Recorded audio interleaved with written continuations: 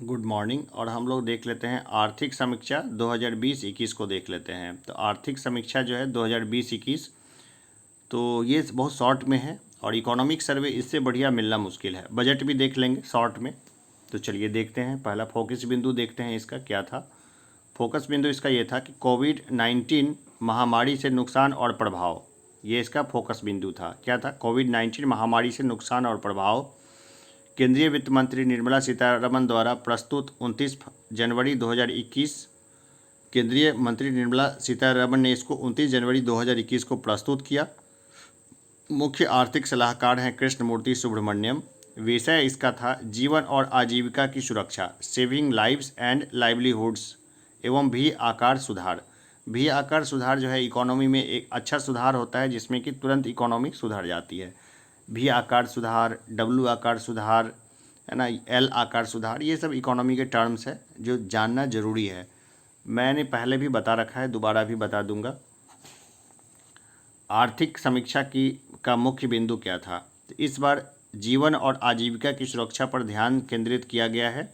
वैश्विक आर्थिक उत्पाद 2020 में 3.5% की कमी को पाटने के लिए संरचनात्मक ढांचे की समृद्धि पर बल दिया गया है। देखिए, इस बार जीवन और आजीविका की सुरक्षा पर ध्यान केंद्रित किया गया है।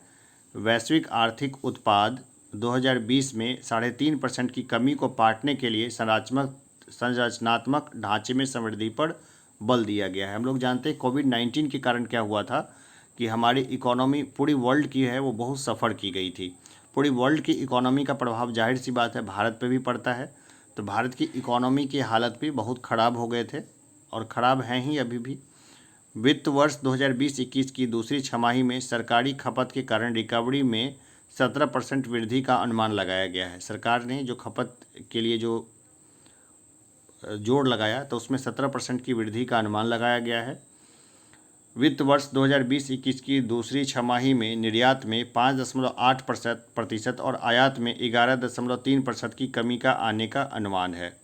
यानी वित्त वर्ष 2020-21 की दूसरी छमाही में निर्यात में 5.8% और आयात में 11.3% की कमी आने का अनुमान है।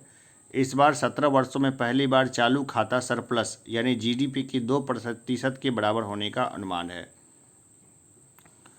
आपूर्ति में वित्त वर्ष 2021 के लिए ग्रॉस वैल्यू एडेड की विकास दर -7.2% रहने का अनुमान है, जो पिछले वर्ष 3.9% था।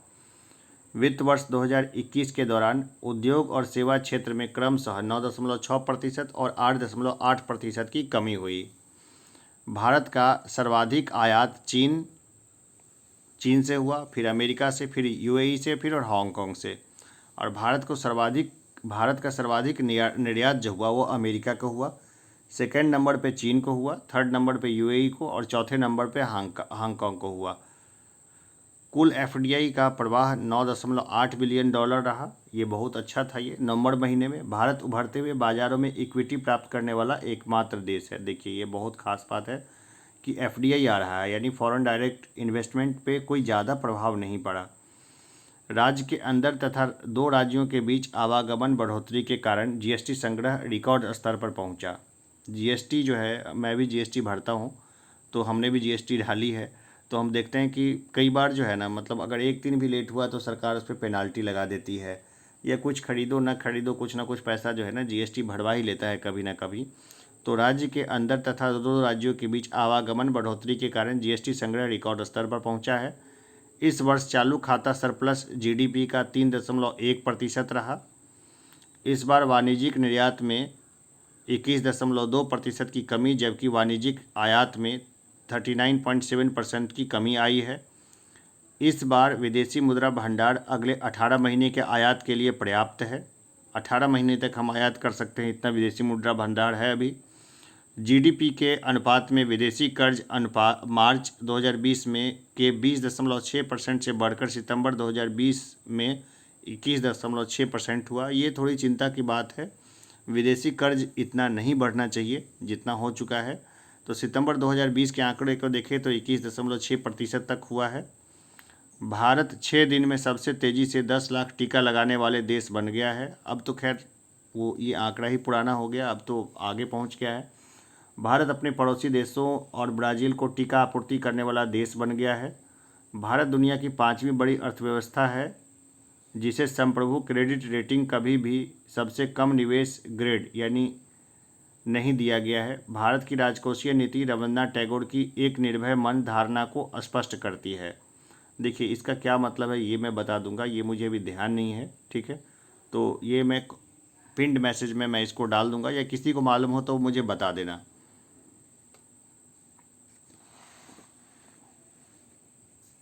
स्वास्थ्य क्षेत्र में सार्वजनिक खर्च को जीडीपी के 1% से बढ़ाकर 2.5 से 3% तक करने का निर्णय लिया गया है। स्वास्थ्य क्षेत्र में सार्वजनिक खर्च को जीडीपी के 1% से बढ़ाकर 2.5 से 3% होने से स्वास्थ्य देखभाल पर खर्च को 65% घटाकर 35% होने का अनुमान लगाया गया है। नवोन्मेष को बढ़ावा देने के लिए भारत पहली बार नवोन्मेष इंडेक्स में 50 शीर्ष देशों के क्लब में प्रवेश किया है। नवोन्मेष को बढ़ावा देने के लिए भारत पहली बार नवोन्मेष इंडेक्स में 50 शीर्ष देशों के क्लब में प्रवेश किया है। देश में पेमेंट भागीदारी भारतीयों द्वारा 36% से बढ़कर अधिक करने पर जोर देना चाहिए। जीएसटी की शुरुआत के बाद से लेकर पिछले 3 माह में मासिक जीएसटी संग्रह 1 लाख करोड़ के आंकड़ों को पार कर गया है। जीएसटी की शुरुआत के बाद से लेकर पिछले 3 माह में मासिक जीएसटी संग्रह 1 लाख करोड़ के आंकड़े को पार कर गया है। 8 जनवरी 2021 तक भारत को विदेशी मुद्रा भंडार 586.1 बिलियन अमेरिकी डॉलर के आंकड़े को छू गया है। 8 जनवरी 2021 तक भारत का विदेशी मुद्रा भंडार 586.1 बिलियन अमेरिकी डॉलर को छू गया है। ऋण सेवा अनुपात सितंबर 2020 के अंत में 9.7% रहा, जो कि मार्च 2020 के अंत में 6.5% था। जून से सितंबर के दौरान राज्यों और संघ शासित प्रदेशों में मुद्रास्फीति की दर 3.32% से 11% रही, जो पिछले वर्ष की इस अवधि से 0.3% से 7.6% थी। जलवायु परिवर्तन पर राष्ट्रीय कार्य योजना यानी एनपीसीसी के तहत 8 राष्ट्रीय मिशनों की व्यवस्था की गई है। जलवायु परिवर्तन पर राष्ट्रीय कार्य योजना के तहत 8 राष्ट्रीय मिशनों की स्थापना की गई है। प्रधानमंत्री किसान योजना के अंतर्गत वित्तीय लाभ की 7वीं किस्त में दिसंबर 2020 में देश के 9 करोड़ किसान परिवारों के बैंक खातों में 18,000 करोड़ रुपए की राशि सीधे जमा की गई। जो डायरेक्ट आता है ना बेनिफिट, तो उसमें 9 करोड़ किसान परिवारों के बैंक खातों में 18,000 करोड़ की राशि सीधे जमा की गई। जीबीए से जुड़े सकल पूंजीगत निर्माण जीसीएफ में उतार चढ़ाव की प्रवृत्ति देखने को मिली, जो 2015-16 में 14.7% की गिरावट के साथ 2013-14 में 17.7% से 2018-19 में 16.4% पर आ गई है।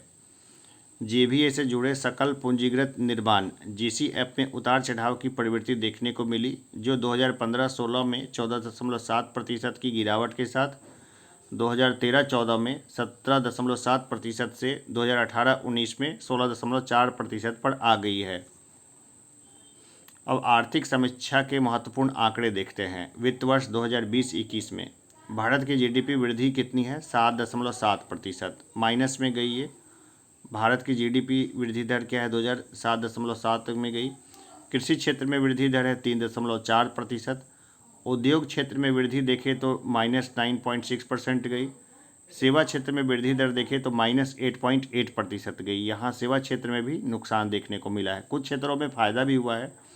राजकीय घाटा है 3.5%। उपभोक्ता मूल्य सूचकांक है 6.5%।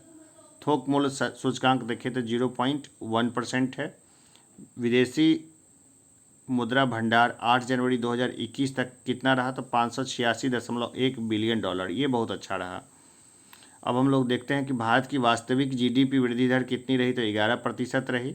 और भारत की सांकेतिक जीडीपी वृद्धि दर कितनी रही? तो 15.4% रही। तो जो प्रश्न आएगा उस प्रश्न में इस डाटा का इस्तेमाल किया जाएगा। फिर भी अपडेटेड डेटा भी मैं लेकर के आऊँगा और इम्पोर्टेंट क्वेश्चंस भी मैं बताऊँगा। तो कोई टर्म अगर यहाँ पे नहीं समझ में आया है या समझने में कोई तकलीफ़ हो रही है या कोई समस्या हुई, तो ज़्यादा जो है परेशान होने की ज़रूरत नहीं है।